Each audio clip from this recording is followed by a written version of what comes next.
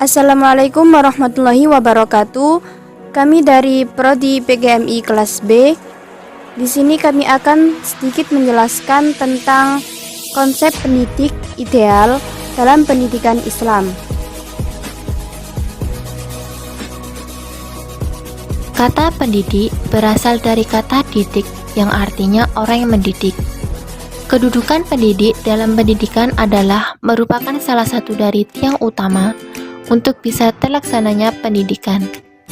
Sehingga kita tidak bisa dipungkiri lagi bahwa sebuah proses pendidikan tidak akan bisa berjalan tanpa ada yang mendidik atau tanpa seorang pendidik. Dalam agama Islam, pendidik adalah orang-orang yang mempunyai tanggung jawab dalam perkembangan peserta didik dengan upaya mengembangkan seluruh kompetensi yang dimiliki oleh peserta didiknya, seperti potensi efektif, kognitif, dan psikomotorik. Sedangkan dalam Undang-Undang Nomor 20 Tahun 2003 pada pasal 39 ayat 2 tentang Sistem Pendidikan Nasional atau Sisdiknas, pendidik tenaga profesional yang bertugas merencanakan dan melaksanakan proses pembelajaran, melakukan pembimbingan dan pelatihan, serta melakukan penelitian dan mengabdi kepada masyarakat, terutama bagi pendidik pada perguruan tinggi.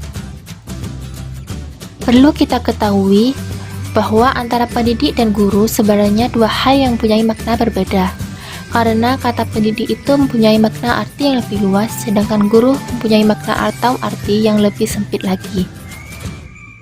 Seperti kata pendidik itu bisa diartikan sebagai orang yang ahli dalam pendidikan, seperti guru, dosen, dan guru.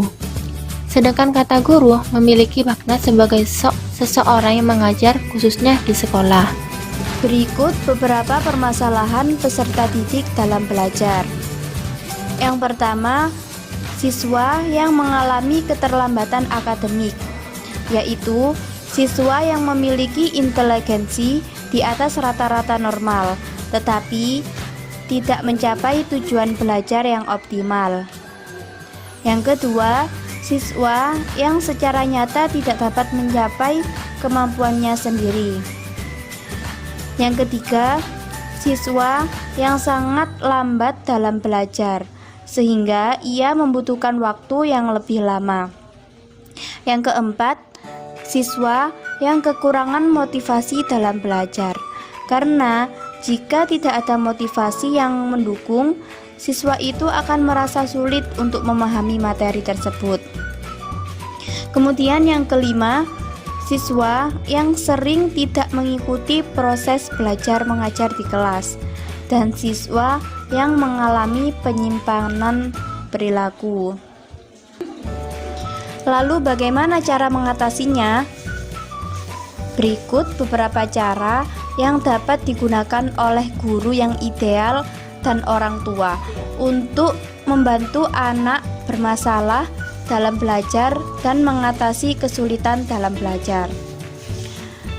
Yang pertama yaitu bisa dengan cara menjalin komunikasi dengan guru kelas. Orang tua dapat mengetahui di mana kemampuan dan kesulitan yang dialami anak. Kemudian cara yang kedua, mengulangi materi pelajaran yang telah diberikan di sekolah. Dan yang ketiga, bisa dengan kepekaan orang tua terhadap kondisi anak dan tidak menuntut kelebihan di luar batas kemampuan yang dimiliki anak, dan juga tidak mengabaikan anak atas kelemahan yang terdapat dalam diri anak. Karena apa? Karena harapan orang tua yang terlalu tinggi itu justru akan menyebabkan anak tertekan dan akan berdampak lebih buruk. Kemudian yang keempat, berikan motivasi kepada anak.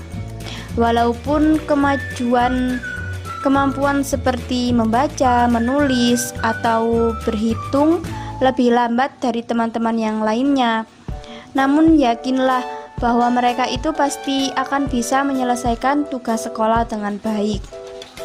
Kemudian yang kelima, Hindari membandingkan anak dengan saudara ataupun dengan teman lain. Itulah beberapa solusi permasalahan peserta didik. Saat timbul masalah dalam belajar, masalah tersebut itu harus segera diatasi. Dengan diatasi masalah tersebut, maka proses belajar dapat berjalan dengan baik dan dapat mencapai hasil belajar yang maksimal.